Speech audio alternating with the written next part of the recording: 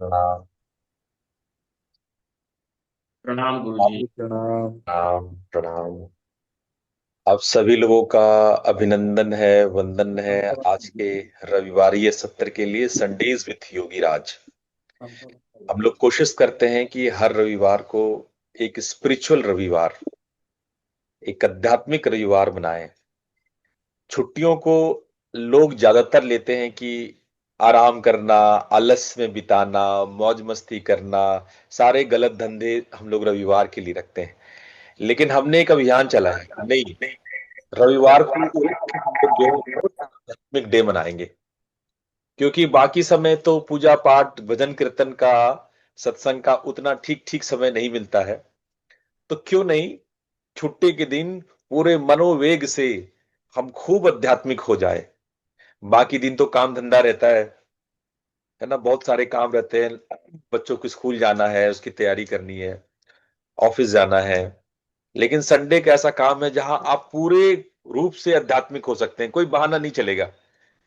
तो आप उसको पॉजिटिवली इंजॉय करें। उस इस डे को आप एक महत्वपूर्ण दिन बनाएं अपनी साधना, आराधना, उपासना के लिए। इसलिए संडेज विथ योगीराज में मैं आप लोग को प्रेरित करता हूं कि सूर्य के इस दिन में आप यशस्वी हो सके, आप अपने अंदर तेज को धारण करें। इसलिए रविवार को आध्यात्मिक दिन आप लोग मनाएं, हर रविवार आध्यात्मिक दिन हो आपका। आज हम लोग इस संडे में मुद्रा के विषय में जानेंगे, समझेंगे। हमने मुद्रा को पिछले 2 सप्ताह से बहुत कुछ देखा है, समझा है, समझने की कोशिश कर रहे हैं, अभ्यास प्रयास कर रहे हैं। हम एक ग्लिम्स आज आप लोगों को मुद्रा पे देंगे और एक ओवरऑल पिक्चर आप लोग को मुद्रा के बारे में बताएंगे। आप बड़े ध्यान से उसे देखें, उसे समझें, और जो भी आपके मन में प्रश्न है वो आप पूछें। ये प्रश्नोत्तरी का दिन भी है। जो लास्ट 1 वीक से प्रश्न नहीं पूछ पाए हैं, जिनके मन में कोई प्रश्न रह गया हो, आप बिल्कुल पूछ सकते हैं। यही नहीं, बल्कि अपने अनुभवों को भी शेयर करें।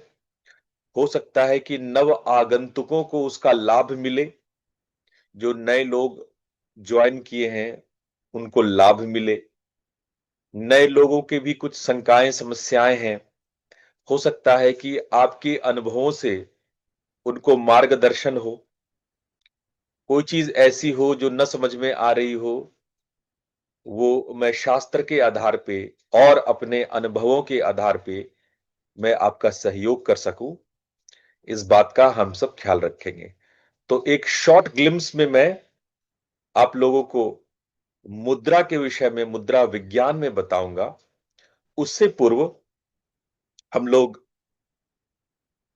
2 मिनट के लिए ओम चैंटिंग और शांति पाठ करेंगे।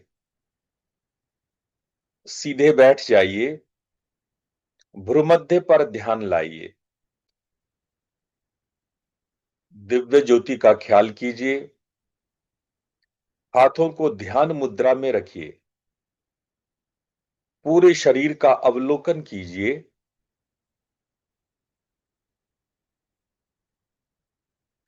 आपकी रीढ़ की हड्डी सीधी है, हाथ मुद्रा ध्यान मुद्रा में है, आंखें रिलैक्स है,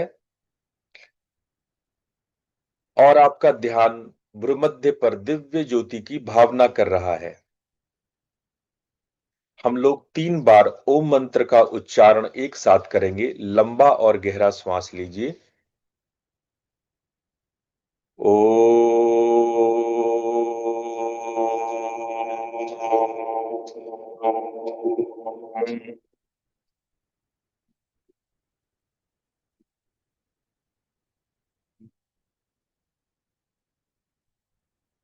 ओ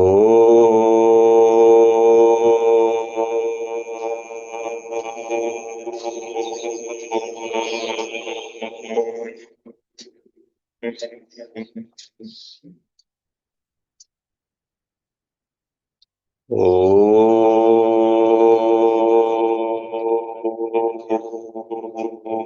शांति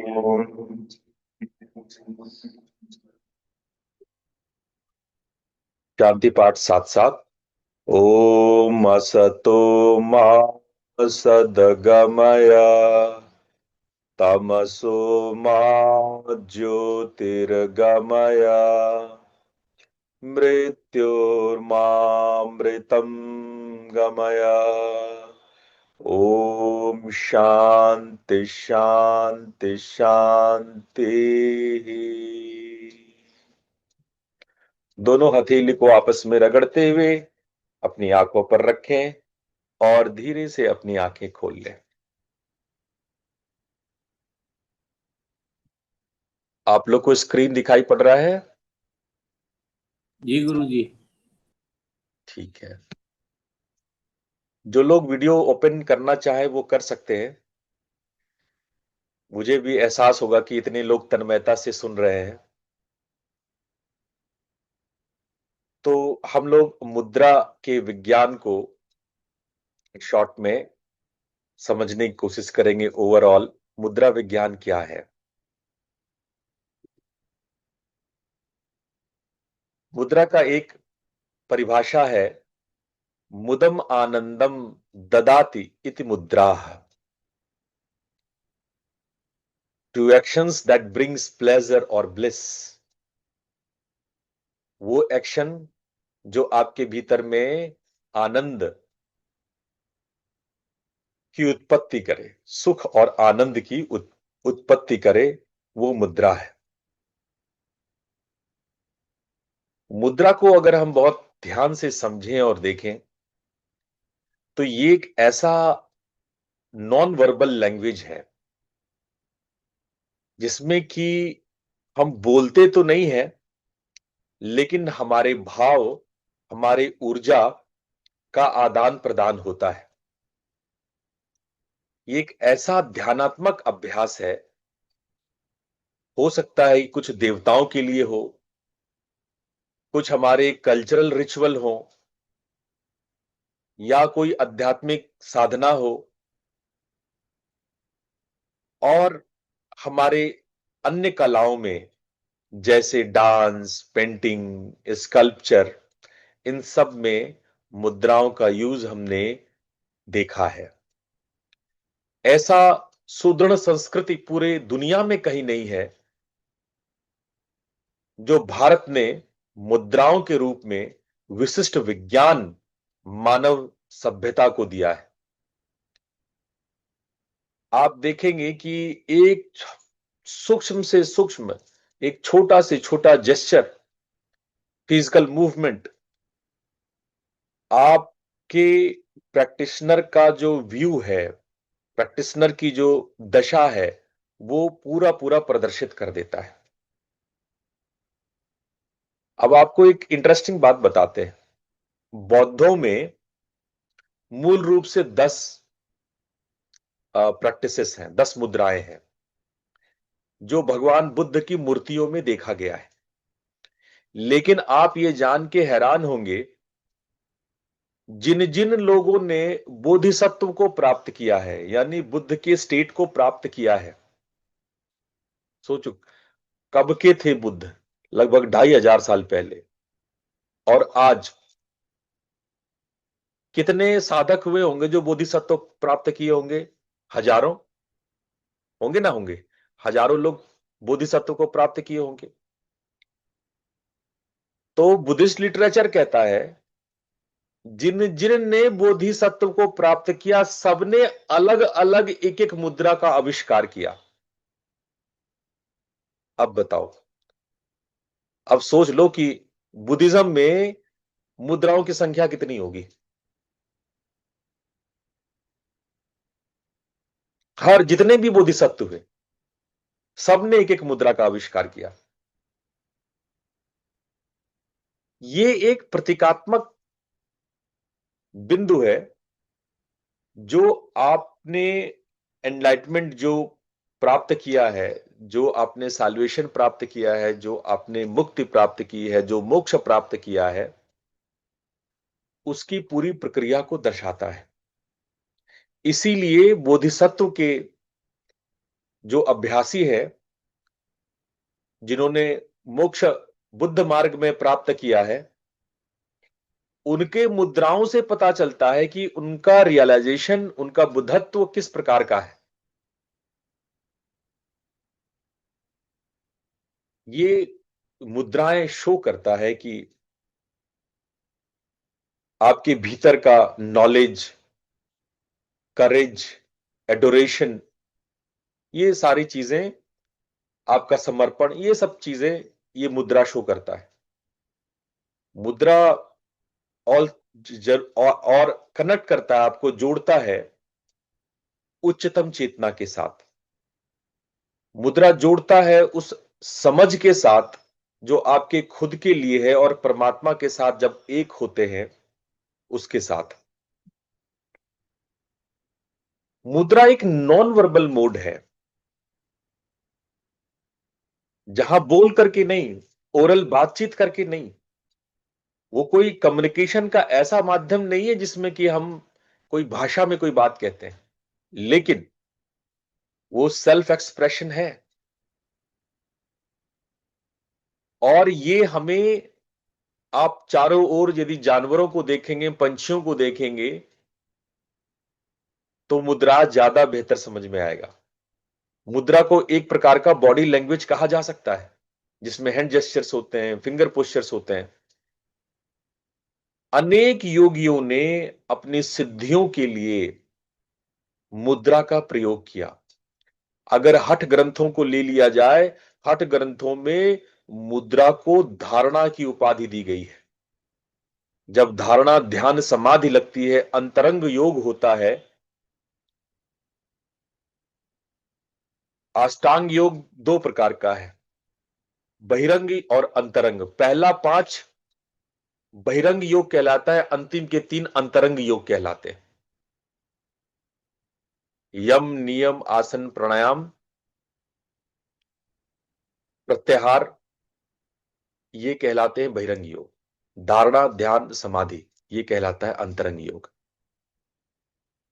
तो जब हम अष्टांग योग की साधना करते हैं, सिद्धि की प्राप्ति करते हैं, उसमें हठ योग की पुस्तकों में, परंपराओं में, विधाओं में मुद्रा एक मानक प्रैक्टिस है, एक स्टैंडर्ड प्रैक्टिस है। जब आप आसन प्राणायाम में सिद्ध हो जाएं, तब आपको मुद्रा के अभ्यास करने चाहिए। कई बार हम लोग प्राणायाम में सिद्धियों के लिए, सफलता के लिए भी मुद्रा का अभ्यास करते हैं। मुद्रा का जो आप देखेंगे मेन पर्पस, वो आप अपने अंदर कंप्लीट रीजनरेशन, रीट्रांसफॉर्मेशन, किसका? बॉडी माइंड प्रिंसिपल का। जो हम लोग का शरीर, हमने उस दिन आपको बताया था, साइकोसोमेटिक, सोमा साइकोटिक, शरीर और मन। मुद्रा शरीर और मन के बीच का संबंध है। मन में कुछ होगा जो शरीर में प्रकट होगा, जो शरीर में प्रकट होगा वो मन में जाएगा। Psychosomatic, Soma psychotic.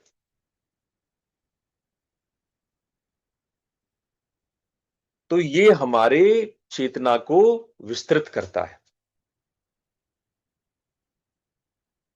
और ये कैसे काम करता है? ये काम करता है हमारे भीतर की जो बायोमैग्नेटिक फील्ड है, उस पर असर के करके। जब हमारा बायोमैग्नेटिक फील्ड असर होता है, तो हमारे साइकी पे, हमारी बॉडी पे, हमारे माइंड पे कई प्रकार से उसका असर होता है। कई प्रकार से उसका असर होता है। योग में भी मुद्राओं का, साधना में, स्पिरिचुअलिटी में भी मुद्राओं का बहुत यूज है। स्पेशली जब हम प्राणायाम करते हैं, ध्यान करते हैं, तो ये हमारे शरीर में ऊर्जा के संचार के लिए, ऊर्जा के प्रवाह के लिए, हमारे शरीर को हमारे प्राणमय कोश में, अन्नमय कोश को प्राणमय कोश में, प्राणमय कोश को मनोमय कोश में जोड़ने में मुद्रा का बहुत इस्तेमाल होता है, जिसको हम लोग कहते हैं क्लोज्ड इलेक्ट्रिकल सर्किट्स। तो ये क्लोज्ड इलेक्ट्रिकल सर्किट्स है जो हमारे सूक्ष्म से सूक्ष्म सटल चैनल्स को फिजिकल एंड एथरिक बॉडीज को आपस में कनेक्ट करता है, जोड़ता है। मुद्रा बहुत सारे बीमारियों में भी यूज होता है। जो मुद्रा है वो बहुत सारे हमारे ऐसे मर्म स्थलों को प्रभावित करता है, एक ऐसे साइकी पॉइंट्स को प्रभावित करता है जो हमारी जीवनी शक्ति को न केवल रिवाइटलाइज करता है बल्कि पूरे शरीर में उसका प्रसार करने में सहयोगी होता है। हमारे शरीर के जो बायोमैग्नेटिक फील्ड है उसको प्यूरिफाई करता है, उसको कवच देता है, उसको शील्ड करता है। किससे शील्ड करता है? बहुत सारे नेगेटिव एनर्जीज हैं उससे शील्ड करता है। तो कवच का भी काम करता है। हम मुद्रा के विज्ञान में जब हम उतरते हैं तो हम देखते हैं कि जब हम किसी फिंगर्स पे, पाम पे कोई हल्का सा टच या प्रेशर अप्लाई करते हैं तो क्या होता है कि हमारे जो ऊर्जा है, एनर्जी है, वो शरीर में हमारे नर्वस सिस्टम के द्वारा अलग अलग चैनल जिसको हम नाड़ीज कहते हैं उसमें रेडिएट होने लगता है और हमारे जो सेंट्रल नर्व्स लोकेशन है जिसको हम लोग चक्रास कहते हैं उसको स्टिमुलेट करने लगता है। और यही नहीं, हमारे नर्वस सिस्टम को इफेक्ट करके हमारे ब्रेन की न्यूरॉन्स को प्रभावित करने लगता है, इलेक्ट्रिक इंपल्सेस क्रिएट करने लगता है। ये जो हम लोग संतुलन और रीडायरेक्शन कर रहे हैं, रिकॉन्फ़िगरेशन कर रहे हैं इंटरनल एनर्जी का, वो हमारे वेन्स और आर्टरीज पे इफेक्ट करता है, हमारे टेंडॉन्स पे, ग्लैंड्स पे, सेंसरी ऑर्गन्स पे, ताकि हम ज्यादा से ज्यादा स्वास्थ्य को पा सके, स्टेट ऑफ वेलनेस को प्राप्त कर सके। इसलिए हम इसको कह सकते हैं कि ये एक न्यूरल साइंस है। मुद्रा एक न्यूरल साइंस है, एक नाड़ी विज्ञान है और सीधे सीधे हमारे ब्रेन को प्रभावित करता है।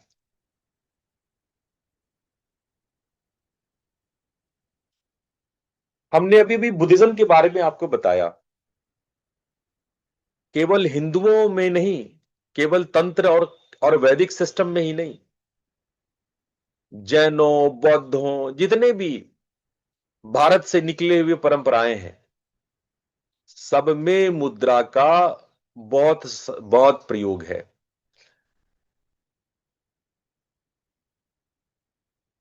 6 रत्न, षड रत्न, 6 बेसिक प्रिंसिपल हैं बौद्धों के, उसमें से एक मुद्रा है।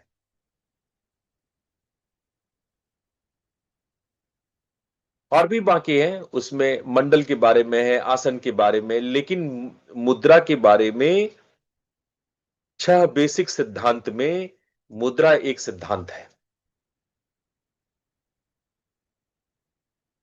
पाली भाषा में मुद्रा को मुद्रिका कहा गया। पाली भाषा संस्कृत का अपभ्रंश है। अगर आप संस्कृत के शब्दों को ठीक ठीक समझते हैं तो पाली आप पकड़ सकते हैं, या कहें संस्कृत का ही बिहारी नेपाली भाषा है। नेपाली और बिहारी भाषा ये पाली से ही डेवलप हुआ। जितने भी बिहारी भाषा है, चाहे भोजपुरी हो, मैथिली हो, आंगिका हो, मगही हो, नेपाली हो, ये सब पाली भाषा से ही निकले। तो इसमें आप इन भाषाओं के शब्द देख सकते हैं। वैसे भी चूंकि बुद्ध जो है अपना पूरा जीवन नेपाल से बिहार और मोस्टली बिहार घूमते रहे, इसलिए बुद्ध के भाषा में आप बहुत सारे बिहारी शब्दावली को देख सकते हैं। तो उनके जो भगवान बुद्ध के जो बहुत सारे जेस्चर हैं, वो बहुत चमत्कारी प्रभाव हम सब पे डालता है, इसीलिए उनके मूर्तियां बननी शुरू हो गई। उनकी मुद्राओं की वजह से, कि उनकी मुद्रा जो हमारे ऊपर, उनका जो शरीर और हाथों की मुद्रा लोगों पे प्रभाव डालती थी, इसीलिए मूर्ति पूजा बौद्धों में विशेष रूप से आरंभ हो गया, इसी मुद्रा के कारण। आप मूल जो बेसिक बेसिक मुद्रा है बौद्धों का, ये आपको मैं यहां दिखा रहा हूं। इसको ध्यान मुद्रा कहा जाता है। जो आज आपने प्रैक्टिस की, ये बौद्धों का ध्यान मुद्रा है। तंत्र में इसको भैरव मुद्रा कहते हैं, और योग में भी अलग अलग नामों से ये जाना जाता है। इसके अलावा अंजलि मुद्रा और भूमि प्रसार मुद्रा, ये भी भगवान बुद्ध के मुद्राओं में देखा गया है। भूमि प्रसार मुद्रा में एक हाथ जमीन को स्पर्श करता है। आप अगर ध्यान से ये दाई वाली फोटो को देखेंगे तो एक हाथ जमीन को छू रहा है, इसीलिए इसका नाम पड़ा है भूमि स्पर्श मुद्रा। भूमि को स्पर्श करता हुआ मुद्रा। इसके अलावा धर्म चक्र मुद्रा और अभय मुद्रा, ये दोनों मुद्रा पूरी दुनिया में बहुत ज्यादा फेमस है। धर्म चक्र मुद्रा आप पूरे साउथ ईस्ट एशिया में, और अभय मुद्रा की बड़ी बड़ी विशाल विशाल मूर्तियां आप देख सकते हैं। वरद मुद्रा और वितर्क मुद्रा, ये दोनों मुद्राएं भी बुद्धिज्म में और पूरे एशिया में सुप्रसिद्ध रहा है। प्राचीनतम मूर्तियां इस रूप में पाई गई हैं। इसके अलावा बुद्ध पात्र मुद्रा, जिसमें वो भिक्षा के लिए हाथ फैलाते थे, उसको बुद्ध पात्र मुद्रा कहते हैं। हाथ में जो अन्न मिल जाए वही खाते थे। वो कटोरा भी नहीं रखते थे भीख का, वो हाथ में हाथ को ही जो भिक्षा पात्र मानते थे, और जो भिक्षा में मिले उसको ग्रहण करते थे। इसके अलावा जब 7वीं 8वीं शताब्दी में वज्रयानी बौद्धों का विकास हुआ, तो ये वज्र मुद्रा भी डेवलप हुआ, जो स्पेशली तिब्बत वगैरह में बहुत फेमस है। इसके अलावे यदि आप मार्शल आर्ट्स को देखें, तो मार्शल आर्ट्स भी डेवलप हुआ है मुद्राओं से। वास्तव में पूरी दुनिया में जितने भी प्रकार के रेकी और मार्शल आर्ट्स, प्राण विद्या और कलात्मक विद्या सिखाए जाते हैं, उसकी जननी मां भारती है। महाभारत, भारत मां में इस प्रकार की विद्याएं सदियों से, वैदिक काल से ऋषि मुनि वर्ण करते आए थे। ये विद्या जब बौद्ध ऋषि, बौद्ध मंक्स बाहर ले गए, अपनी सुरक्षा में उन्होंने प्राण विद्या का इस्तेमाल किया। चाहे मार्शल आर्ट हो या रेकी, ये दोनों को ही प्राण विद्या कहते हैं। प्राण विद्या का इस्तेमाल अपनी सुरक्षा के लिए, लोगों को हील करने के लिए करे, उन्होंने किया। उनसे उनकी प्रसिद्धि मिली। जगह जगह बौद्धों को आश्रम मिला, जगह जगह बौद्धों को अच्छा व्यवहार मिला, सुरक्षा मिला, सम्मान मिला, यश मिला। उसका प्रमुख कारण यही प्राण विद्या या मुद्रा है। अगर इस प्राण विद्या को हम ठीक ठीक देखें, मोस्टली लोगों ने प्राण विद्या को, मार्शल आर्ट को या रेकी को गलत रूप में लिया। हम क्या देखते हैं रेकी में? हम ये देखते हैं कि यूं कहें कि रेकी एक गलत तरीके से हॉलीवुड द्वारा प्रचारित हुआ। इसीलिए चाइना के अलावे कोई भी साउथ ईस्ट एशिया की कंट्री ब्रूस ली को एक अच्छा इंसान नहीं मानते। क्यों ब्रूसली को अच्छा इंसान नहीं मानते? क्योंकि ब्रूसली ने मार्शल आर्ट को एक युद्ध कला के रूप में पश्चिम जगत के सामने खड़ा किया। हम मार्शल आर्ट को ब्रूसली और जैकी चैन की वजह से हॉलीवुड में मार धाड़ का एक कला जानने लगे, जबकि मार्शल आर्ट का मार धाड़ से कोई संबंध नहीं। चाहे वो तेकांडू हो, चाहे वो जूडो हो, चाहे वो कराटे हो, चाहे वो कुंगफू हो, ये चाइनीज अपना प्रचार प्रसार के लिए, अपने को सुप्रीम दिखाने के लिए, ये सारे प्राण विद्या मुद्राओं का इस्तेमाल अपनी सुप्रीमेसी के लिए, मार धाड़ में एक्सपर्ट और वायलेंट दिखाने के लिए उन्होंने ये शो किया। उन्होंने इस कला को खूब बेचा अमेरिका में। अमेरिका में 60-70 सालों में मार्शल आर्ट खूब बिका, यूरोप में खूब बिका, पूरी दुनिया में धमाल मचा। लेकिन यदि आप तो शायद ना गए हो किसी भी प्राचीन तेकांडू या की प्रैक्टिशनर, या आप जूडो कराटे या कोई भी मार्शल आर्ट के पुराने आश्रमों में जाएं, गुरुकुल में जाएं, ये जो नए वाले नहीं, पुराने वाले,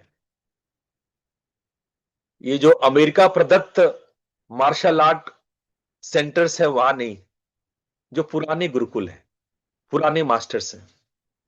आप हैरान हो जाएंगे जिस प्रकार से मुद्रा हम और आप करते हैं, मुद्रा सीखते हैं, वो लोग भी वही प्रैक्टिस करते हैं।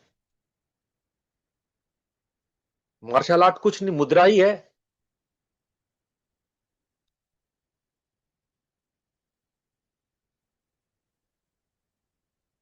यहां मैंने लिखा है, true master will have a tranquil unified spirit which is like the ocean from which the surging waves of defence and attack can arise into which they again dissolve. अपने अंदर कई प्रकार के भावनाओं को क्रिएट करते हैं डिफेंस या अटैक में, और उसको वापस अपने में समा लेते हैं। मार्शल आर्ट को दशकों तक गलत समझा गया। मार्शल आर्ट का अर्थ लिया गया कि हम पत्थरों को तोड़ सकते हैं, दीवारों को तोड़ सकते हैं, जंजीरों को तोड़ सकते हैं, किसी की हड्डियां तोड़ सकते हैं। लेकिन इसका मार्शल आर्ट से कोई लेना देना ही नहीं था, कभी नहीं था। आप बेसिक, इवन खुद चाइना में, मैं तो खुद जाके देखा हूं, खुद चाइना में जो इनके ट्रेडिशनल सेंटर्स हैं, जिस चाइना ने मार्शल आर्ट का दुष्प्रचार किया, उसी के जो ट्रेडिशनल सेंटर्स हैं, तिब्बत के ट्रेडिशनल सेंटर्स आप चले जाओ, ये एक स्पिरिचुअल प्रोसेस है। जूडो कराटे तेकांडू ये स्पिरिचुअल प्रोसेस है। Their spiritual practice, nothing with the violence. Violence के साथ कोई लेना देना नहीं। इसमें मेडिटेशन सिखाते हैं, इसमें बैलेंसिंग सिखाते हैं। अब जैसे हमारे योग का एक प्रैक्टिस है अष्टांग योग का आसन। आप सब लोग को मालूम है आसन, आसन किसे कहते हैं? स्थिरम सुखम आसनम, है ना? जब इस आसन का 40-50 साल पहले प्रचार प्रसार हुआ, तो पश्चिम जगत ने बड़ा जल्दी जल्दी कैच किया आसनों को, और जम करके आसनों का प्रचार प्रसार पूरी दुनिया में हुआ। और आज के डेट में भी पिछले 20 साल से मैं ये, मेरे जैसे सैकड़ों लोग प्रचार प्रसार कर रहे हैं, योग मतलब आसन नहीं होता है, योग का मतलब फिजिकल प्रैक्टिस नहीं होता है। लेकिन आप किसी से भी पूछ लो, योग का मतलब, oh yoga is some physical practice. पश्चिम जगत में, वेस्टर्न दुनिया में योगा मतलब फिजिकल प्रैक्टिस, जबकि योग का फिजिकल प्रैक्टिस से कोई लेना देना नहीं है, इवन आसन का भी नहीं है। आप हैरान हो जाओगे, आसन का भी कोई फिजिकल प्रैक्टिस से लेना दे, हर एक आसन का एक चक्र होता है, हर एक आसन के मंत्र होते हैं। सारे क्लासिकल पोस्चर्स ले लो आप, 84 क्लासिकल पोस्चर्स होते हैं जो हमारे 84 लाख योनियों को प्रदर्शित करते हैं। ये सारे आसन आध्यात्मिक हैं, लेकिन इसको किस तरह से तोड़ मड़ोड़ करके आसन को फिजिकल प्रैक्टिस, जिस तरह से इन लोगों ने मार्शल आर्ट को बर्बाद कर दिया, उसी तरह अब योग को बर्बाद हो रहा है। पिछले 10 सालों में योग की दुर्गति हो गई, योग बन गया स्पोर्ट्स, योग हो गया अब योगा यानी स्पोर्ट्स, जबकि योग कोई खेल नहीं है। योग तो हमारा अध्यात्म है। योग का अर्थ होता है समाधि, युर योगे युज समाधौ, योग का अर्थ होता है समाधि। पर इन मूर्खों को कौन समझाए, वेस्ट में जाकर के सब विकृत हो जाता है। जिस तरह से मार्शल आर्ट का भद्द पिट गया, उसी प्रकार से आज योग का भद्द पिट रहा है। योग को लोगों ने आसन बना के रख दिया, नए नए फिजिकल मूवमेंट्स का आसन कर, नए नए आसनों के नाम डेवलप कर रहे हैं, नए नए भांति भांति के यिन योगा। अब आप यिन योगा करते रहो। चाइनीज दावा करते हैं कि अब ये जो योगा है वो चाइनीज है, वो इंडियन नहीं है, चाइना में डेवलप हुआ है। इतना भी कम था, मैंने स्विट्जरलैंड में देखा जीसस योगा, और क्रिश्चियंस दावा कर रहे थे कि योगा को जीसस क्राइस्ट ने उत्पन्न किया था, ये कोई भारत रत्न में पैदा नहीं हुआ था। जीसस क्राइस्ट ने योगा को उत्पन्न किया था, आसन के प्रैक्टिस को। देखो, मेरा धर्मों से कोई लड़ाई झगड़ा नहीं है लेकिन आप भाई रेस्पेक्ट तो करो विद्या का, विद्या को उतारने वाले ऋषियों का रेस्पेक्ट तो करो। मुझे नाम नहीं चाहिए कि भारतीय ऋषियों ने किया नहीं किया, यू शुड रेस्पेक्ट। योगा के नाम पे आप अगर देखो, बियर योगा, आपने सुना है बियर योगा के बारे में? कौन कौन सुना है बियर योगा के बारे में? यस, चैट में जरा यस लिख देना, देखिए किसने किसने सुना है बियर योगा।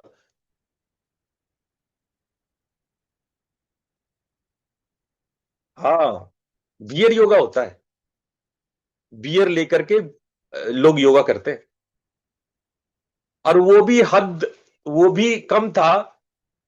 शुरू हुआ नेकेड योगा, नेकेड योगा में नंगे होकर के, पूरा न्यूड होकर के आपको योगा करना, नेकेड योगा। योगा के इतने भद्द पिटे हैं, इतने गंदी गंदी परंपराएं योगा की पिछले 20 साल में शुरू हुए हैं, इतने वाहियात प्रैक्टिस शुरू हुए हैं कि कल को लोग ये बोलने से घबराएंगे कि मैं योगी हूं, मैंने योगा का कोई कोर्स किया है। जिस जिस तरह से तंत्र की भद्द पिटी है ना, तंत्र की लोग ने क्या से क्या तंत्र को काला जादू बना दिया, तंत्र को कोई सेक्सुअल प्रैक्टिस बना दिया। जिस तरह से तंत्र बदनाम हुआ, आज से 150-200 साल पहले से तंत्र को बदनाम किया जा रहा था, आज के डेट में तंत्र बदनाम है। कोई कह दे कि मैंने तंत्र से कोई पढ़ाई की है, लोग डर जाते हैं उससे। तंत्र बदनाम हुआ, मार्शल आर्ट बदनाम हुआ, और अब योग बदनाम हो रहा है। कल को हमारे योगाचार्य मुंह छिपाते फिरेंगे, बोलने से डरेंगे कि हम लोग योगाचार्य हैं। तो हमारे संस्कृति का, हमारे विद्याओं का जो ये दुर्दशा आप सामने देख रहे हैं, उसके लिए जरूरी है कि हम उसके वास्तविक अर्थ को समझें, उसके रियल अर्थ को समझें कि क्या है मुद्रा। There are many theories that prove that the mudra is broadly used as esoteric Buddhism, particularly in the Tendai and Singon sect of the martial arts. अगर इन दोनों सेक्ट को आप देखें, तेंदई और सिंगोन सेक्ट को, जो अति प्राचीन है, तब आपको पता चलेगा कि रियल अर्थों में मैं क्यों कह रहा हूं ये बात। मार्शल आर्ट है क्या? In the ancient times, martial arts were supposed to generate the spiritual focus and power, which helped the students immensely. But today, with the modern concept, the newer methods of training mudras are not vogue. क्या हो गया है? हम लोग जो ancient practice था, जिसमें focus, power, strength, संतुलन, बैलेंस, जो मार्शल आर्ट में हम सीखते थे, वो विकृत होकर के मार धाड़, खून खराबा और वायलेंस हो गया।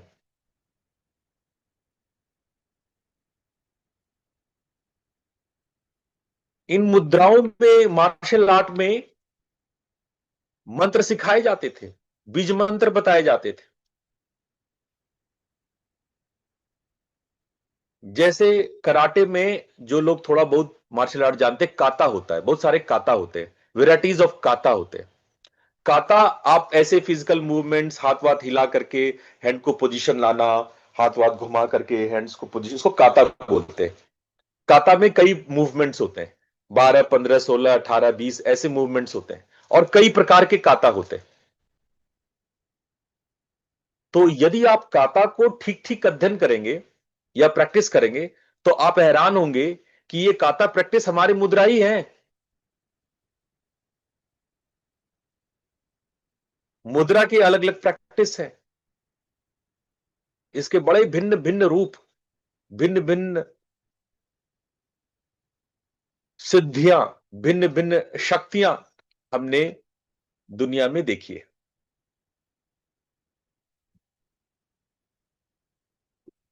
अब आइए थोड़ा सा हम मुद्रा के प्रकार पे आते हैं। कुछ मुद्राएं हस्त मुद्रा कहलाती है, जो फिंगर से बनाते हैं। कुछ काया मुद्रा होता है, जो शरीर से बनाते हैं। कुछ मनो मुद्रा होता है, जिसमें आंख, कान, नाक, मुंह, टंग, लिप्स, ईयर्स से यूज करते हैं। कुछ बद्ध मुद्रा होता है, जिसमें लॉक करते हैं, जैसे मूल बंद, उड्यान बंद, है ना, जालंधर बंद, महाबंद। कुछ अधर मुद्रा होता है, जिसमें कि हम अश्विनी मुद्रा, वज्रोली मुद्रा, यानी एनस और अपने जेनेटल्स का भी इस्तेमाल करके मुद्रा बनाते हैं। हमने सीखा कैसे पांचों उंगलियां अलग अलग तत्वों को प्रदर्शित करती है। ये सब आपने खूब अच्छे से सीखा, जाना कि हमारी उंगलियां अलग अलग पांचों तत्वों को बताती है। आपने ज्ञान मुद्रा को देखा, किस प्रकार से फायर और एयर एलिमेंट आपस में मिलते हैं। आपने सूर्य मुद्रा को देखा, किस प्रकार से अग्नि और अर्थ एलिमेंट आपस में मिलते हैं, जिसमें अग्नि टॉप में चली जाती है, यानी अंगूठे को ऊपर चढ़ा लेते हैं, जो हमारे वेट लॉस में, मेटाबॉलिज्म में और कोलेस्टेरॉल को रिड्यूस करने में भी काम आता है। आपने वायु मुद्रा देखा, ये वायु मुद्रा जिसमें कि हम लोग अपनी गैस्ट्रिक प्रॉब्लम्स को दूर करते हैं, इम्यूनिटी को डेवलप करते हैं, और उंगली को अंगूठे के नीचे लगाते हैं, अपनी तर्जनी उंगली को, अपने फोर फिंगर को। पृथ्वी मुद्रा देखा, जिसमें अग्नि और अनामिका उंगली को आपस में मिलाते हैं, रिंग फिंगर को। ये अगेन वेट गेन के लिए और हीलिंग बॉडी टिश्यूज के लिए यूज कर सकते हैं। प्राण मुद्रा आपने देखा, फायर, वाटर और अर्थ को मिला करके। आपने अपान मुद्रा देखा, जो जिसको हम लोग मृगी मुद्रा भी कहते हैं। उदान मुद्रा देखा आपने। आपने व्यान मुद्रा देखा। समान मुद्रा में लोगों के अलग अलग प्रैक्टिसेस बताए गए। कुछ लोग इस प्रकार से बताते हैं, कुछ जो हमने कल बताया था वो होता है। और भी कई प्रकार की मुद्रा होते हैं, जैसे शून्य मुद्रा, रुद्र मुद्रा, आदि मुद्रा, लिंग मुद्रा, योनि मुद्रा, अंजलि मुद्रा, पद्म मुद्रा, मातंगी मुद्रा, वज्र मुद्रा, ब्रह्म मुद्रा, गणेश मुद्रा। ये सारे मुद्रा मैं आप लोग को थोड़ा थोड़ा करके बताऊंगा। ये तो मूल मुख्य मुख्य मुद्राएं हैं जो यूज होते हैं। जिसमें से कि मैंने आप लोग को ध्यान मुद्रा सिखाया, आप लोग को अब ये लिंग मुद्रा, योनि मुद्रा आगे आप लोग को हम बताएंगे आने वाले समय में, कमिंग वीक में। ये सारी मुद्रा, ये तो मैंने बताया है, पृथ्वी मुद्रा, सूर्य मुद्रा बताया है, शून्य मुद्रा, वरुण मुद्रा, वायु मुद्रा, प्राण मुद्रा, ये सब मैंने आप लोग को ऑलरेडी बताया हुआ है। लेकिन आगे आप लोग को मैं गणेश मुद्रा, मंडल मुद्रा, शंख मुद्रा, रुद्र मुद्रा, ये सब आपको मैं आगे आने वाले समय में बताऊंगा। इसके अलावा कुछ योग की मुद्राएं होती हैं, जैसे इसको कहते हैं विपरीत करनी मुद्रा। इसमें नीचे लेट करके हम लोग धीरे से पैरों को ऊपर की तरफ उठाते हैं, और ये विपरीत करनी मुद्रा।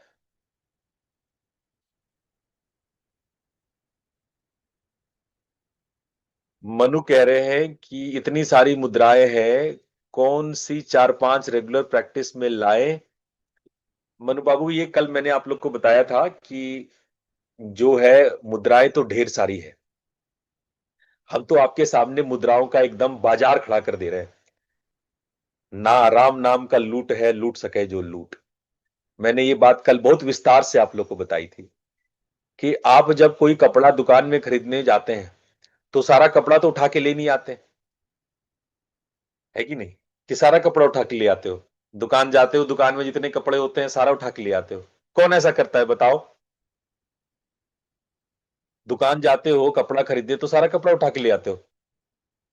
वहाँ ये तो गुरु जी वो तो चल टेस्ट करते हैं, मतलब ठीक है जो पसंद आ रहा है, बट इनमें कैसे पता हाँ, करें? नहीं ला सकता है। कुछ लोग, जो लोग योग शिक्षक है, जिन लोगों को पढ़ाना है मुद्रा, जिन लोगों को नया दुकान खोलना है, वो क्या करते हैं? थोक से बंडल उठा के ले आते हैं, उनको अपना दुकान खोलना है। उसके अलावे जितने लोग हैं जिनको पहनना है, जिनको प्रैक्टिस करना है, वो क्या करते हैं?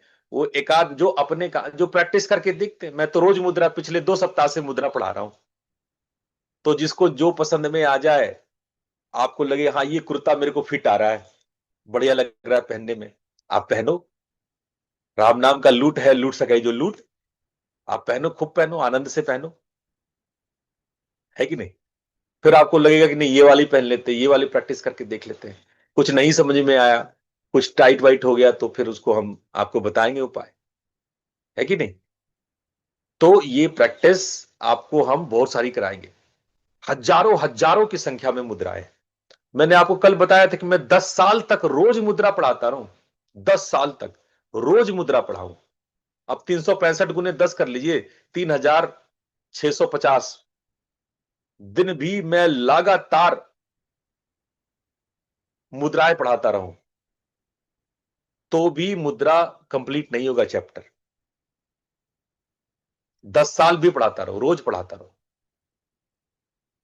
लेकिन जितने दिन भी पढ़ा रहा हूं, लगभग लगभग नवरात्रि के पहले पहले तक पढ़ाऊंगा।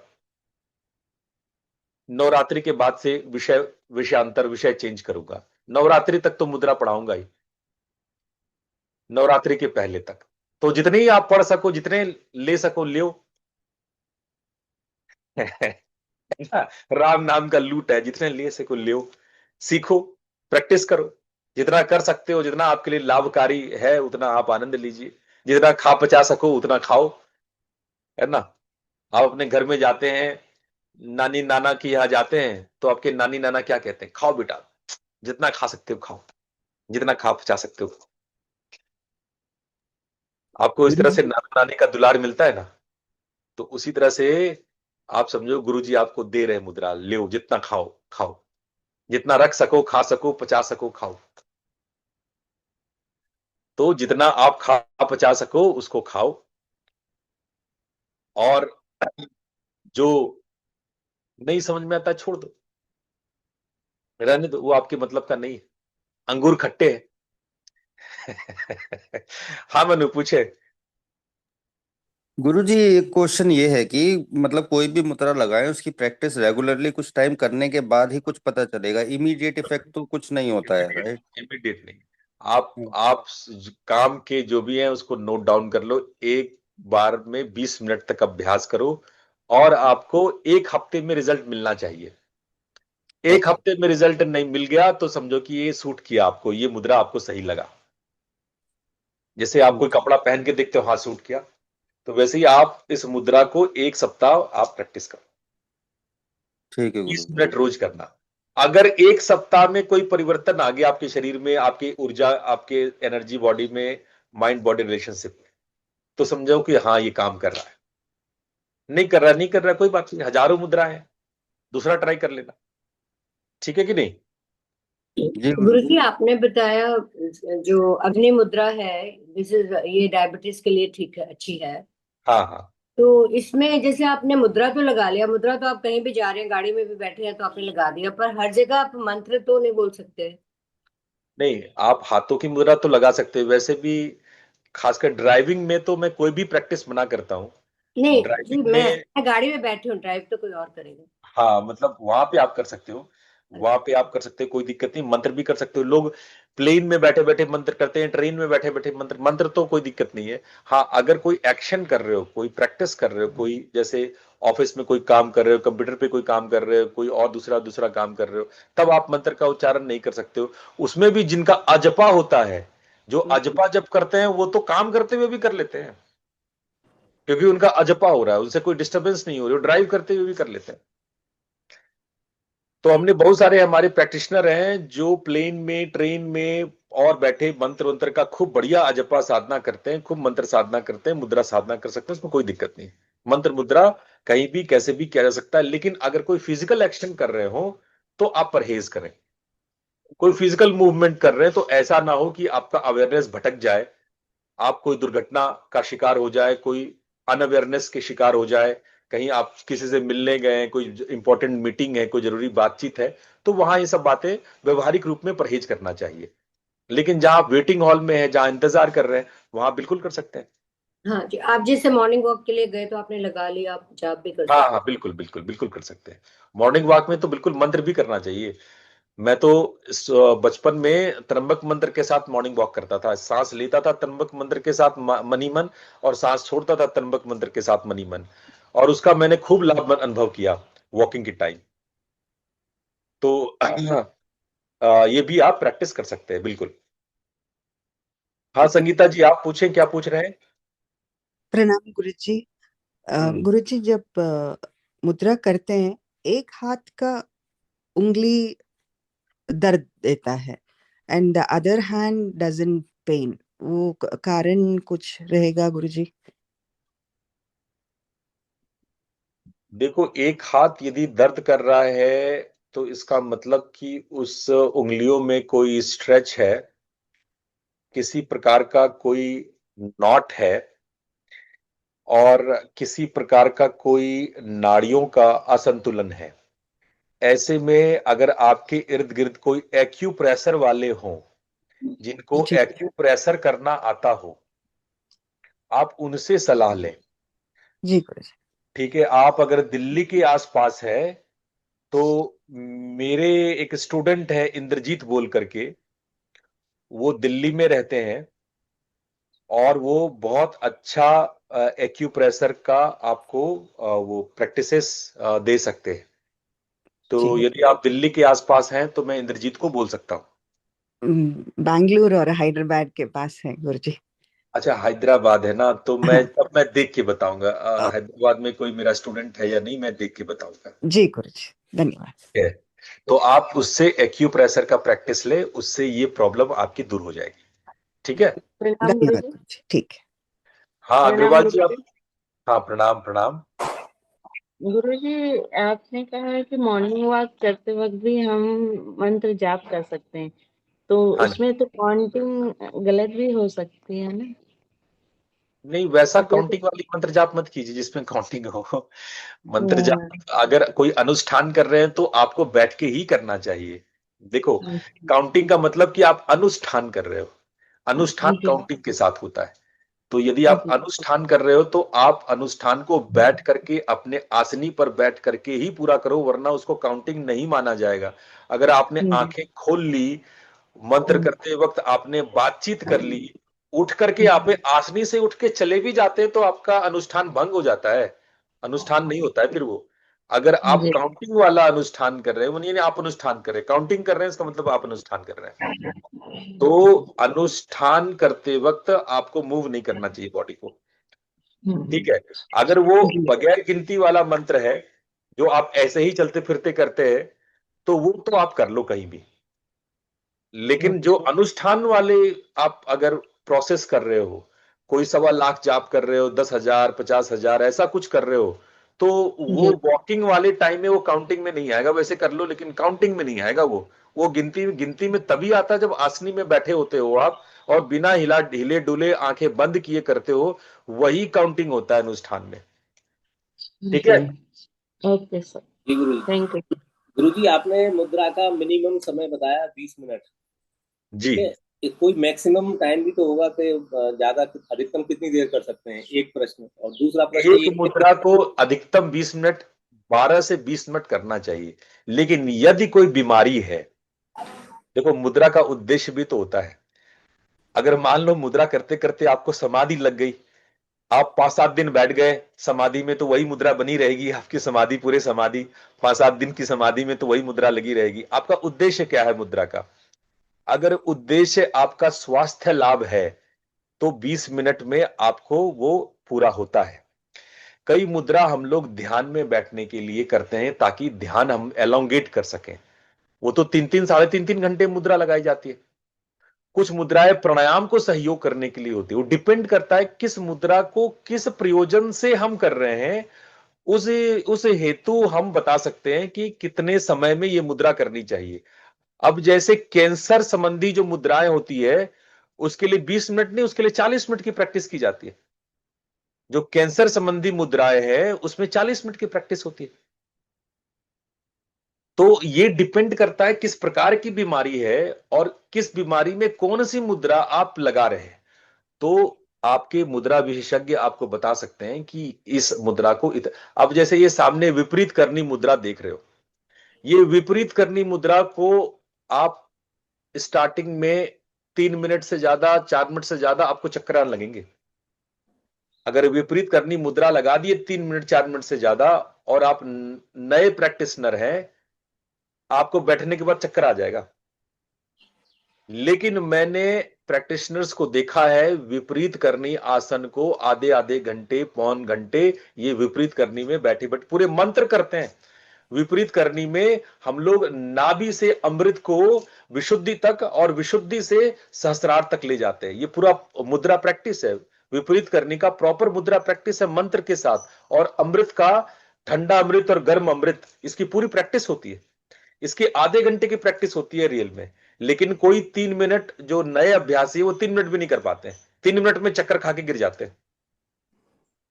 लेकिन इसका प्रॉपर प्रैक्टिस होता है। ये विपरीत करनी आसन को आप छोटे में नहीं ले, ये योग मुद्रा है।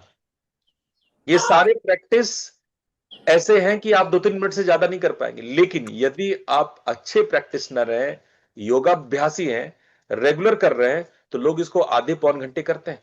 ये प्रैक्टिस को, योग मुद्रा प्रैक्टिस को योग मुद्रा में सिद्ध माना जाता है। जब आप उसको 3.5 घंटे कर लेते हैं तब उसको योग मुद्रा में सिद्ध माना जाता है। पाशनी मुद्रा है, आप यकीन करो 3 मिनट से ज्यादा बांध नहीं पाओगे शरीर को।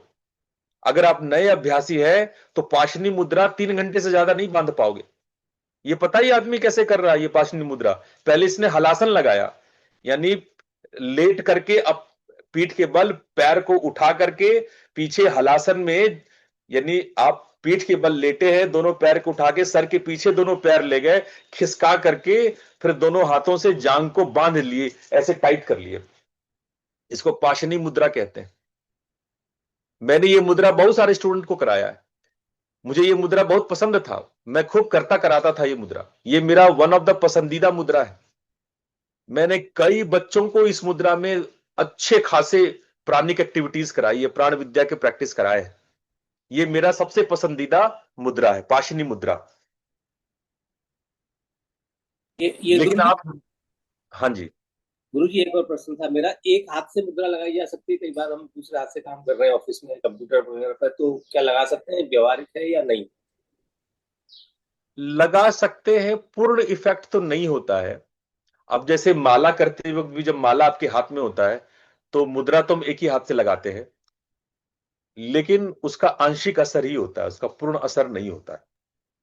जी गुरु जी, और एक लास्ट प्रश्न है, आंखों के लिए कौन सी मुद्रा अच्छी है? मैंने प्राण मुद्रा के बारे में पढ़ा है, क्या ये सही है या कोई दूसरी मुद्रा जो आंखों मैं आगे का? आंखों आंखों के बहुत सारे मुद्रा है, और जैसे त्राटक है, नासिकाग्र मुद्रा है, ऐसा करके आंखों के लगभग 24-25 मुद्राएं हैं, अलग अलग मुद्राएं हैं आंखों के लिए।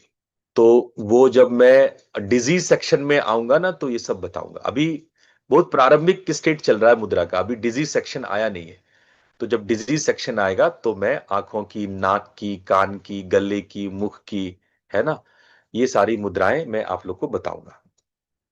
मांडू की मुद्रा है ना, ये आपका तडागी मुद्रा है, ये सब बेहतरीन मुद्रा है। आप लोग को आजकल मैं मनोमुद्राएं सिखा रहा हूं, पिछले 2 दिन से मैं मनोमुद्राएं बता रहा हूं। देखो ये भी आंख की मुद्रा है, शांभवी मुद्रा, है ना। मैं आगे आप लोग को षणमुखी मुद्रा, पहले भी मैंने आप लोग को षणमुखी मुद्रा कराई थी, ये षणमुखी मुद्रा है। खेचरी मुद्रा जो जीभ से लगाते हैं, जीभ को फोल्ड करके लगाते हैं। भूचरी मुद्रा, ये भी मैंने पहले, बहुत पहले आप लोग को सिखाई है, जब हम लोग अन्नमय कोश में नाद सूत्र के अन्नमय कोश करा रहे थे, तब मैं आप लोग को भूचरी, गोचरी, दिक्चरी, अगोचरी, खेचरी, ये सब के बारे में बताया था, कराया था। काकी मुद्रा, जिसमें मुंह को गोल करके, होठों का देखो, इसमें होठ गोल करते हैं और आपकी जीभ को भी गोल करते हैं, ये काकी मुद्रा कहलाता है। नासिकाग्र मुद्रा है ना, उन्मनी मुद्रा है, भुजंगनी मुद्रा है ना। फिर कुछ बंद मुद्राएं होते हैं, जालंधर बंद, उड्डयन बंद, मूल बंद, महाबंद, कई प्रकार के मुद्राएं होते हैं। कुछ अधर मुद्रा होती है, जिसमें वज्रोली मुद्रा है, अश्विनी मुद्रा है। वज्रोली मुद्रा हम लोग जेनेटल्स को पुल करते हैं बैक साइड, वज्रोली मुद्रा में एनस को पीछे की तरफ खींचते हैं। महावेद मुद्रा है, बहुत सारे। अगर हम बेसिक योग मुद्राओं को देखें तो विपरीत करनी, योग मुद्रा, पाशनी, मांडुकी, तडागी, भुजंगनी, मातंगी, और ये 5-4 महाबंध, ये 8 अष्ट मुद्रा, ये योग के अभ्यासियों को नित्य करना चाहिए। ये बहुत शक्तिशाली मुद्रा है। अगर आप स्पिरिचुअल जर्नी और समाधि को पाना चाहते हैं तो ये अत्यंत शक्तिशाली अष्ट मुद्रा है। ये मैंने अभी आपको बताया कि कैसे भुजंगिनी या मातंगिनी मुद्रा लगाते हैं, ये आगे बताएंगे आप लोगों को। मूल, उड्डयन, जालंधर, है ना, ये सब मैं आपको बताऊंगा। इसके अलावे कुछ नाद कला की मुद्राएं होती है, जिसमें खेचरी मुद्रा होता है जो जीभ से लगाया जाता है, आकाशी या उन्मनी मुद्रा होता है, षणमुखी मुद्रा होता है। कुछ बिंदु कला के मुद्राएं होते हैं, जिसमें भूचरी हो गया, शांभवी हो गया, नासिकाग्र हो गया, द्वादशांत हो गया। द्वादशांत आपको मालूम है ना, याद है ना, यहां से लेकर के हमने कहा था 12 जो आंखों को, दृष्टि को एक जगह रोकते हैं, ये सब तो आंखों के ही प्रैक्टिस ना, सारे द्वादशांत जितने हैं ये तो सारे आंखों को, दृष्टि स्थैर्यम ही है, दृष्टि को एक जगह स्थिर करते हैं। कुछ एडवांस मुद्रा है, जिसको नभो मुद्रा, अश्विनी मुद्रा, शक्ति चालनी, क्रोधना, लेलिहान, है ना, प्राण मुद्रा, महामुद्रा, महाभेद, महावेद, ये सब कुछ एडवांस मुद्राएं हैं। तो इन एडवांस मुद्राओं को हम लोग अपने डेली लाइफ में लाते हैं, ताकि हम अपने प्राण शक्ति को प्रबल कर सकते हैं। शक्ति चालनी तो हमारे भीतर के कुंडलिनी शक्ति को जगाने का काम करता है।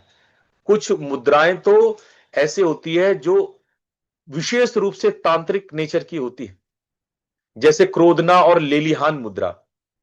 ये क्रोध की मुद्रा है, यानी ये वो तांत्रिक मुद्रा है जब आप क्रोध से भर जाते हो, क्रोध से आपकी आंखें लाल हो जाती है, ये क्रोधना मुद्रा होता है। लेलिहान मुद्रा उसको कहते हैं जब आपको, आपके अंदर में इतनी भूख लगती है कि आप पूरी पृथ्वी को खा जाओ। मां काली अपना जीव निकालती है, उनको इतनी भूख लगी कि उनको लगा कि मैं पूरी पृथ्वी को चबा के खा जाऊं, तो उन्होंने जीव निकालकर लेलिहान मुद्रा लगाया। तो क्रोधना और लेलिहान मुद्रा भी आप तंत्र के प्रैक्टिसेस में देखते हैं। तो इस प्रकार से आपने देखा कि आपने पूछा है निद्रा वृत्ति को दूर करने के लिए कौन सा, ये मैं आने वाले समय में आप लोग को बताऊंगा कि आलस्य को भी दूर करने के बहुत सारे मुद्रा प्रैक्टिस होते हैं और हम उनसे ये चीजें कर सकते हैं। तो आज हम लोगों ने देखा कि किस प्रकार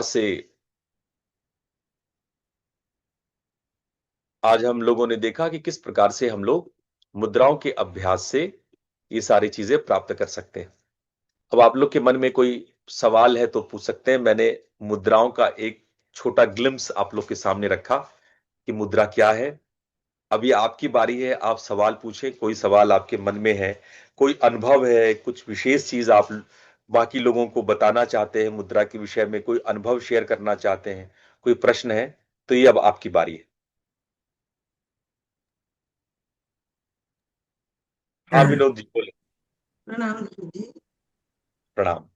गुरु जी, आपने जो गायत्री मंत्र के बारे में समझाया था, तत्सवितुर्वरेण्यं भर्गो देवस्य धीमहि धियो यो न प्रचोदयात्, जो आपने मॉल का एग्जांपल दिया था कि हम उसको स्टार्टअप कैसे करते हैं, पहले ये करेंगे फिर उसमें सामान रखेंगे फिर उसको उपयोग, वो मेरे को बहुत ही टच कर गया। मेरे को इतना समझ में आया उसके साथ, बहुत अच्छा लगा। मैं आपको ये बताना धन्यवाद विनोद जी, इतने प्यार से, इतने भाव से आप सुनते हैं मेरी हर बात को, मेरे हर सत्संग को आप इतने गहनता से मनन करते हैं। आपको बहुत बहुत साधुवाद है। ये आपकी पवित्र आत्मा है जो इन गूढ़ विषयों को आप इतना हृदयंगम कर पा रहे हैं, उसको हृदय से लगा रहे हैं। आपको साधुवाद है गुरु जी। और जो गायत्री मुद्रा आपने सिखाई है, 12 मुद्रा तक तो मेरे को आ गया अच्छे से। Very good. शुरू की 12 मुद्रा तो मैं आराम से करने लग गई हूँ, उसके आगे की कोशिश कर रही हूँ। धीरे धीरे सीख जाओगे ना, एक हफ्ता करोगे कोशिश, सीख जाओगे। हाँ जी। उसके बाद आप देखना कि आपको गायत्री मंत्र में मजा आने लगेगा और विशिष्ट एनर्जी आप महसूस करने लगोगी। आज तक लोग गायत्री मंत्र करते हैं, हजार हजार कितने कितने हजार लोग जाप कर लेते हैं, लेकिन मैं उन सबको एक निवेदन करूंगा कि आप मुद्रा के साथ करके देखो।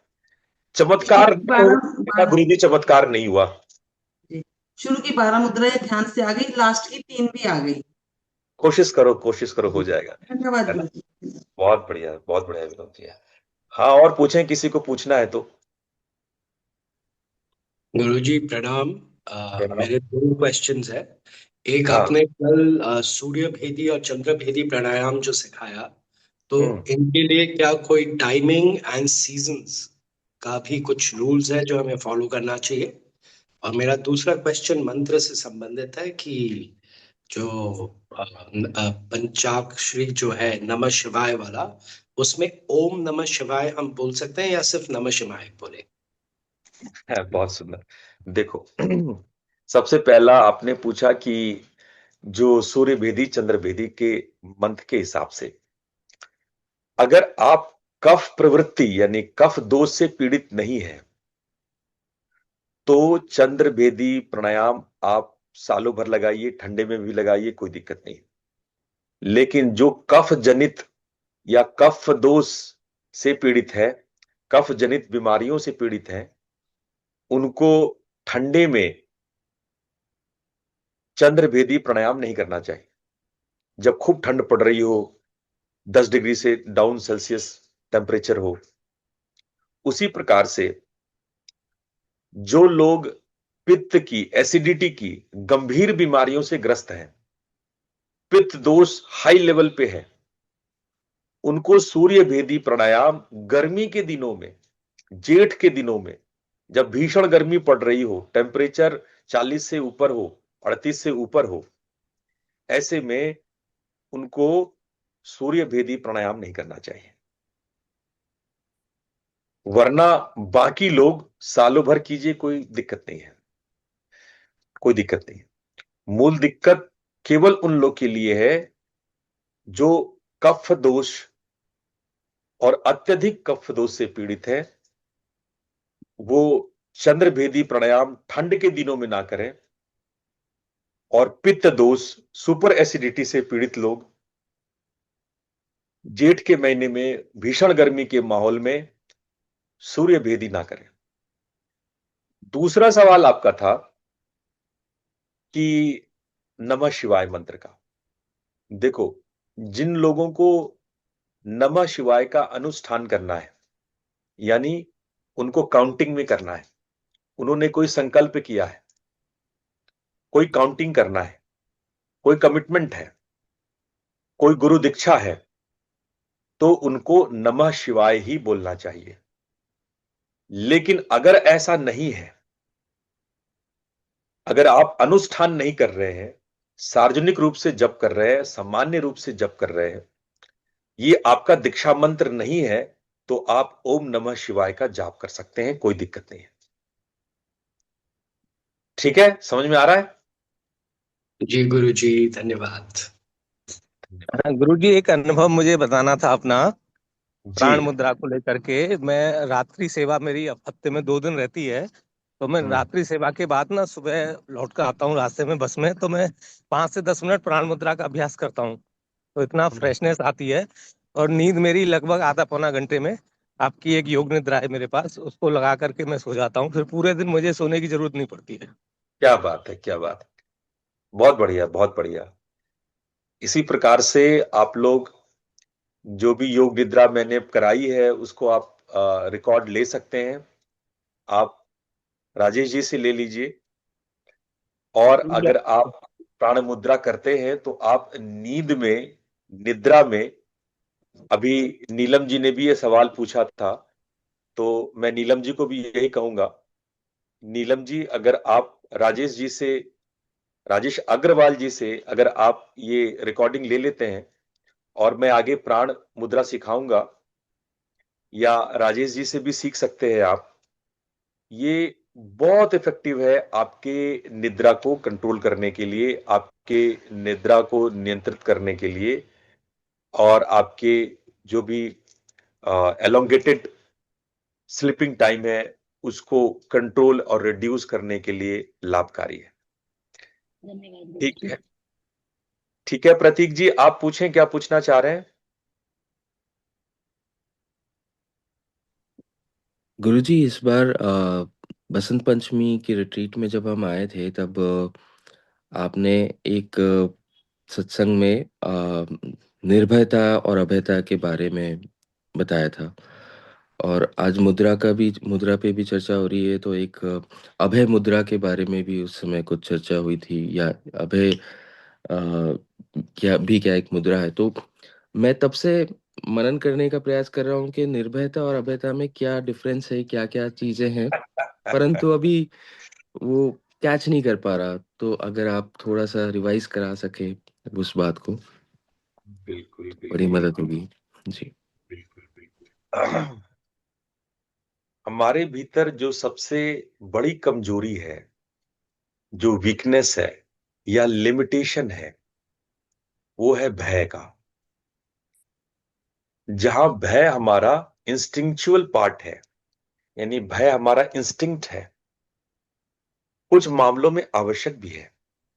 अगर आप भयभीत नहीं होंगे तो आप तो ट्रैफिक में कूद जाएंगे, छत से कूद जाएंगे।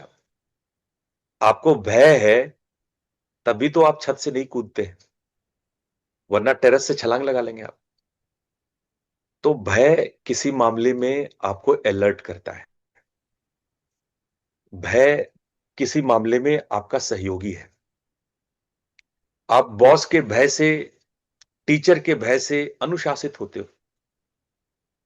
अगर टीचर का, बॉस का, परीक्षा का भय ना हो, परीक्षा का, कंपटीशन का भय ना हो, स्टूडेंट पढ़े ही नहीं, फेल होने का भय ना हो, तो कुछ मामलों में भय तो हमारे जीवन में सहयोगी होता है, आपको अलर्ट करता है, अवेयर करता है। एक लिमिटेड मात्रा ऑफ भय आपके जीवन को ज्यादा अवेयर बनाता है, ज्यादा सजग बनाता है, सजीव बनाता है। लेकिन प्रॉब्लम तब होती है जब भय अपनी सीमाओं से आगे बढ़ने लगता है। भय अपनी सीमाओं से जब आगे बढ़ता है तो आप कई सारी बातों के लिए भयभीत होने लगते हैं, जैसे कल क्या होगा, भविष्य में क्या होगा, ये बीमारी से हम ग्रस्त तो नहीं हो जाएंगे, अमुक व्यक्ति इस बीमारी से मारा तो नहीं जाएगा। नाना प्रकार के भय, भांति भांति के भय हमारे साइकोट्रेट्स को बिगाड़ने लगते हैं। मैंने देखा है लोग ताला लगाते हैं, फिर वापस लौट करके ताला को खींच करके देखते हैं ताला लगा कि नहीं लगा, ताला सही से लगा कि नहीं लगा।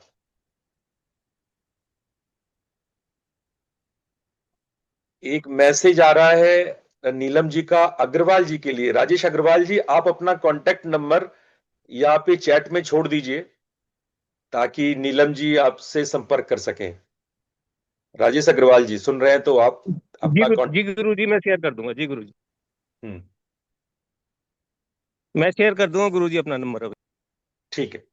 तो इस प्रकार से आप देखें तो हमारे जीवन में भय का एक बहुत बड़ा नेगेटिव रोल, और आप हैरान होंगे कि भय धीरे धीरे हमारे जीवन में ऐसा व्याप्त होता जा रहा है, जहां वो एक सीमित रूप में हमारे जीवन में होना चाहिए था, वो हमारे जीवन की दिशा और दशा बदलता रहा है।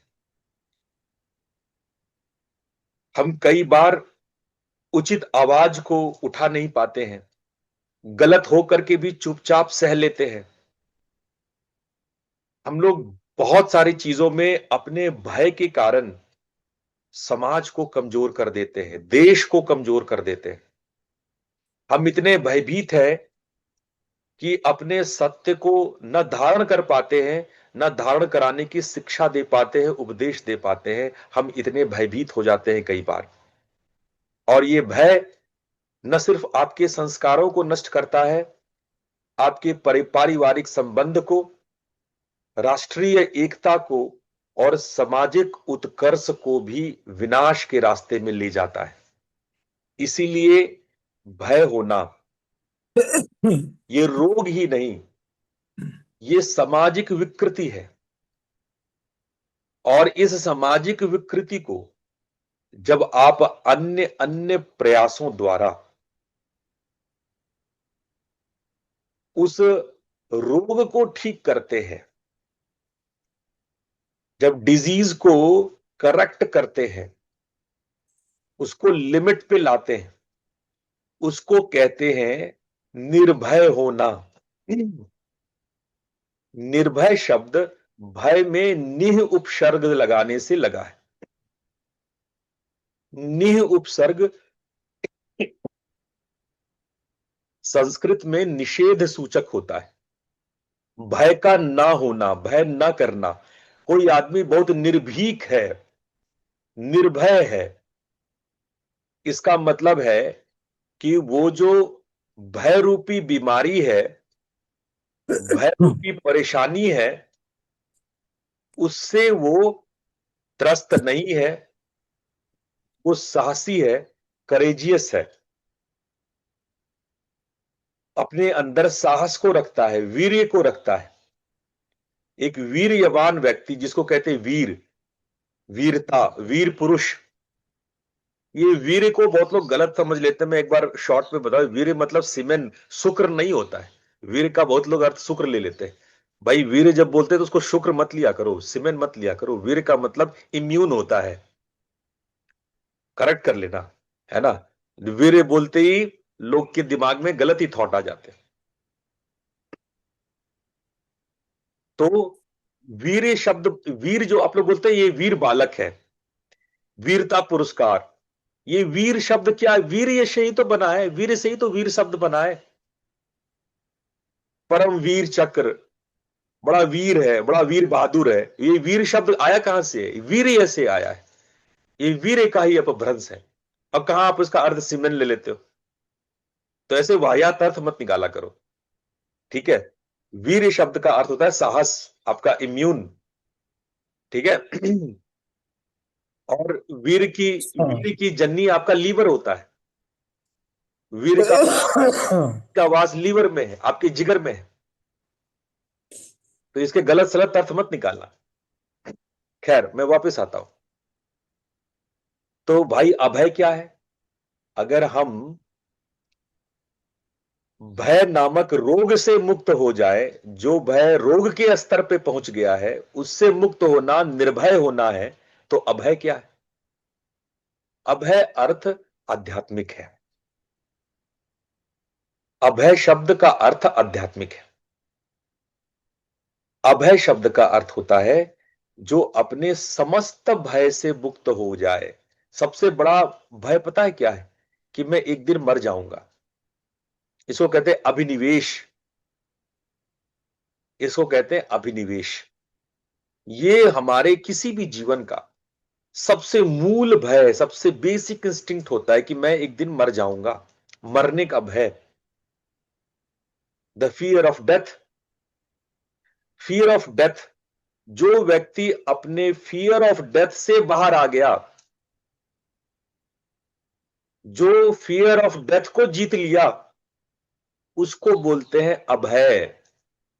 जब हम कहते हैं लाओ मैंने तुम्हें अभय दान दिया, अभय दान का मतलब क्या होता है? राजा बोलते थे ना, मैं तुम्हें अभय दान देता हूं। ऋषि आशीर्वाद देते थे, मैं तुम्हें अभय दान। अभय दान मतलब क्या? तुम्हारी मृत्यु नहीं होगी, तुम्हें मैं मरने नहीं दूंगा। तो अभय शब्द का अर्थ मृत्यु के भय से मुक्त होना है। जो बेसिक सबसे सबसे टच पॉइंट है, मृत्यु का भय, अभिनिवेश। अब समझ में आया अभय और निर्भय का अर्थ? प्रतीक बाबू। हाँ गुरुजी, ये चीज समझ में आ गई, और दो इससे किससे जुड़े हुए भी मेरे को थोड़े से एग्जाम्पल रूप में एकदम से रिकॉल हुए जब आप ये बता रहे थे। अभी रिसेंटली एक मूवी आई थी धुरंधर। उसमें वो एक व्यक्ति है आर माधवन, जिन्होंने वो अजीत डोभाल जी का रोल प्ले किया था। वो एरोप्लेन में जाके बचाते हैं इंडियंस को, और बोलते हैं बोलिए भारत माता की जय, और कोई भी नहीं बोलता है क्योंकि आतंकवादी ने बंदूक लगाई हुई होती है। तो जब आपने कहा कि समाज जब विकृत हो जाता है और ये जो रोग फैल जाता है, तो वो एक क्लासिक एग्जाम्पल वहां पे देखने को मिला कि वो भय के से ग्रसित थे और किसी ने भी उस समय ये चीज नहीं करी। तो ये कहीं ना कहीं वो उदाहरण हुआ।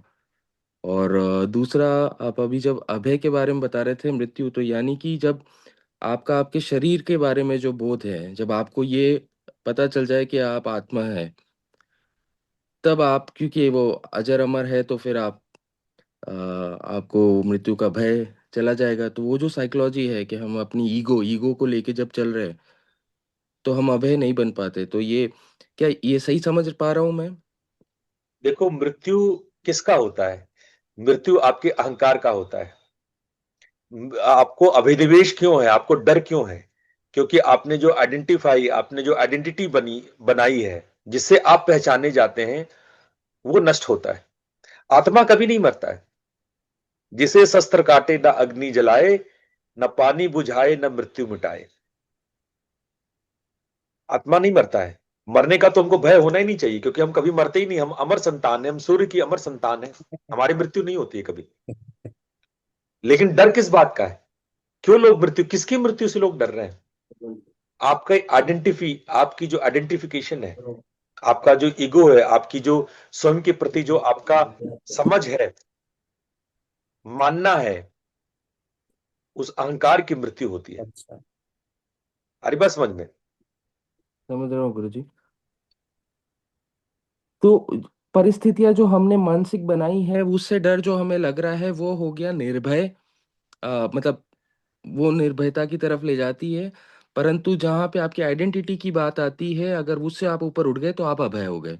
यही हाँ, मूल भय फर्क को है। आप मौलिक रूप से समझो। जिसको मृत्यु का भय ना हो, जो मृत्यु से भयभीत ना हो, वो अभय होता है। मृत्यु का हमने डिफिनेशन, दार्शनिक अर्थ बताया कि मृत्यु है क्या। लेकिन जो सामान्य रूप से भय समाज में व्याप्त है, उस पर विजय पाना वो निर्भीकता है, वो साहस है, वो निर्भय है। ठीक है। जी गुरुजी। और ये अभय मुद्रा फिर क्या है? मतलब ये प्रैक्टिस करने से कुछ होता है? अगर अभय मुद्रा को ठीक ठीक प्रैक्टिस किया जाए, और अभय मुद्रा याद रखना, ये गुरु के साथ की जाती है। अभी मैं अभय मुद्रा पर आया नहीं हूं। ये अभय मुद्रा हमेशा गुरु के साथ की जाती है। ये गुरु और शिष्य के बीच में अभय मुद्रा बनती है, और या भक्त और भगवान के बीच में बनती है। तो इसका यदि प्रॉपर प्रैक्टिस किया जाता है तो गुरु उसको मृत्यु से परे ले चले जाते हैं। भगवान अपने भक्त को मृत्यु से ऊपर उठा देते हैं। इसीलिए वो अभय मुद्रा गुरु और शिष्य के बीच में वो गोपनीय होती है। ठीक है जी गुरुजी, धन्यवाद गुरुजी। ठीक है, यदि सभी के प्रश्न समाप्त हो गए हों तो आज का ये सत्र हम पूर्ण करते हैं। आप लोग इतने प्यार से जुड़े, मुद्रा को समझे, जाने, आप सब लोगों का बहुत बहुत धन्यवाद। रविवार आपका आध्यात्मिक हो। आप सब लोगों को बहुत बहुत शुभकामनाएं। प्रणाम। प्रणाम। प्रणाम गुरुजी, धन्यवाद। प्रणाम गुरुजी। प्रणाम गुरुजी। प्रणाम गुरुजी। प्रणाम गुरुजी। प्रणाम गुरुजी। प्रणाम गुरुदेव।